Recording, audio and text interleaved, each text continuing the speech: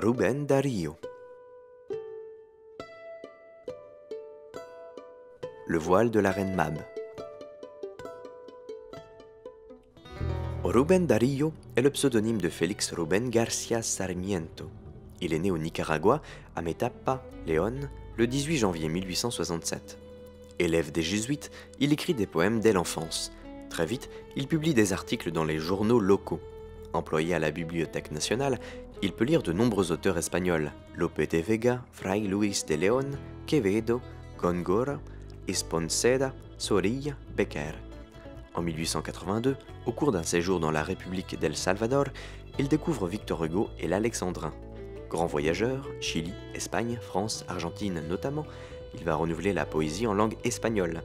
La publication de son œuvre Azul, en 1888, est considérée comme le début du modernisme, mouvement littéraire d'une très grande portée en Amérique hispanique et en Espagne.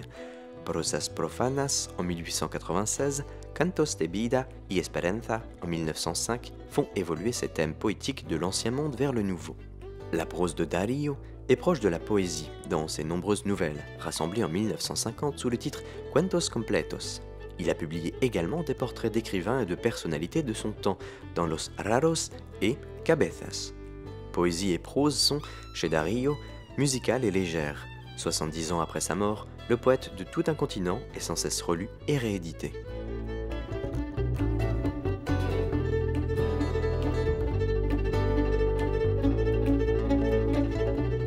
La reine Mab, dans son char fait d'une seule perle, tiré par 4 coléoptères aux plastrons dorés et aux ailes de pierreries, chevauchant un rayon de soleil, se glissa par la fenêtre d'une mansarde où se trouvaient 4 hommes maigres, barbus et impertinents, en train de se lamenter comme de pauvres malheureux.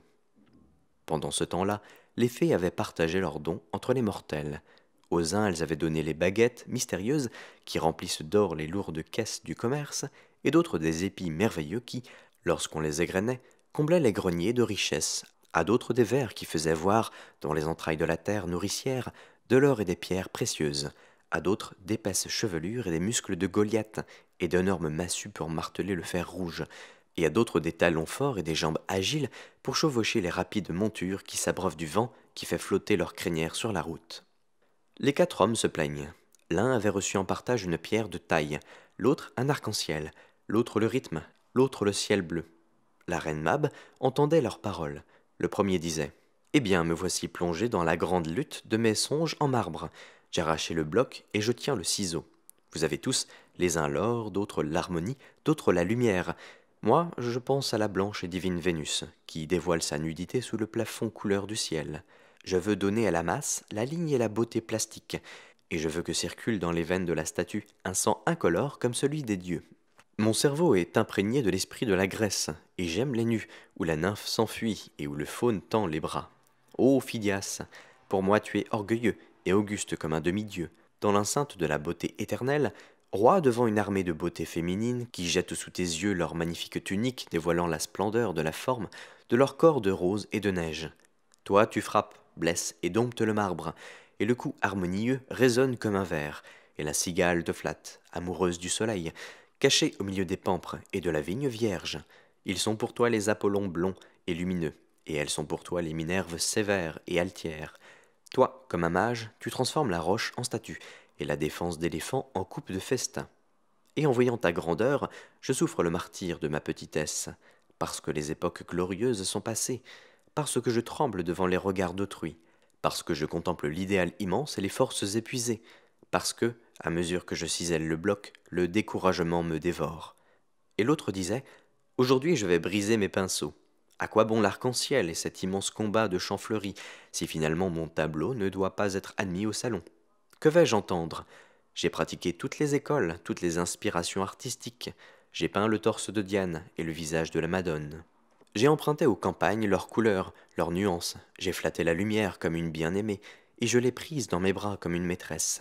J'ai été adorateur du nu, avec ses magnificences, les tons de ses carnations et ses demi-teintes fugaces.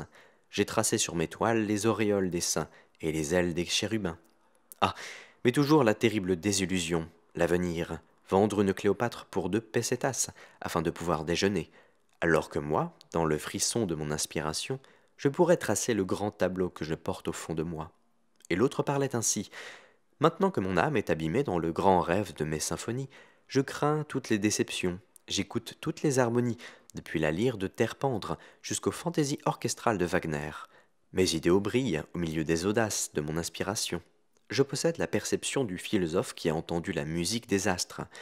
Tous les bruits peuvent être emprisonnés, tous les échos sont susceptibles de combinaisons, tout est contenu dans la ligne de mes gammes chromatiques.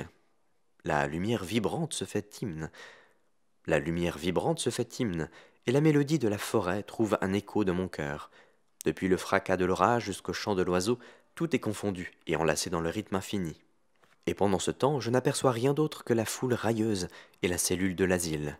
Et, le dernier, nous nous abreuvons tous de l'eau claire de la source d'Ionie, mais l'idéal flotte dans l'azur, et pour que les esprits jouissent de la lumière suprême, il faut qu'ils s'élèvent.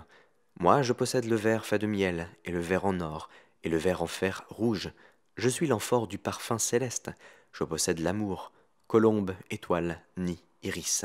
Vous connaissez ma demeure. Pour les vols incommensurables, je possède des ailes d'aigle qui fendent l'ouragan de leurs coups magiques. Et pour trouver des rimes, je les cherche dans les bouches qui se joignent. Le baiser éclate, j'écris la strophe. Et alors, si vous voyez mon âme, vous connaîtrez ma muse. J'aime les épopées, parce que c'est d'elles que jaillit le souffle héroïque qui agite les bannières qui flottent au bout des lances et les panaches qui frémissent sur leurs casques. Les chants lyriques, parce qu'ils parlent des déesses et des amours, et les églogues, parce qu'elles fleurent bon la verveine et le thym, et le souffle sanctifié du bœuf couronné de roses. Je pourrais écrire quelque chose d'immortel, là, un avenir fait de misère et de faim macabre. Alors, la reine Mab, du fond de son char fait d'une seule perle, prit un voile bleu, presque impalpable, qui semblait fait de soupirs ou de regards d'anges blonds et rêveurs. Et ce voile était le voile des rêves, des doux rêves qui font voir la vie en rose. Et de son voile, elle enveloppa les 4 hommes maigres, barbus et impertinents. Ceux-ci cessèrent d'être tristes, parce que l'espoir s'empara de leur cœur, et le soleil joyeux de leur tête, avec le diablotin de la vanité, qui console les pauvres artistes de leur profonde déception. Et depuis lors, dans les mansardes des génies malheureux, où flottent les rêves bleus, on pense à l'avenir comme à l'aurore, et l'on entend les rires qui ôtent la tristesse. Et l'on danse d'étranges farandoles autour d'un Apollon blanc, d'un joli paysage, d'un vieux violon, d'un manuscrit jauni.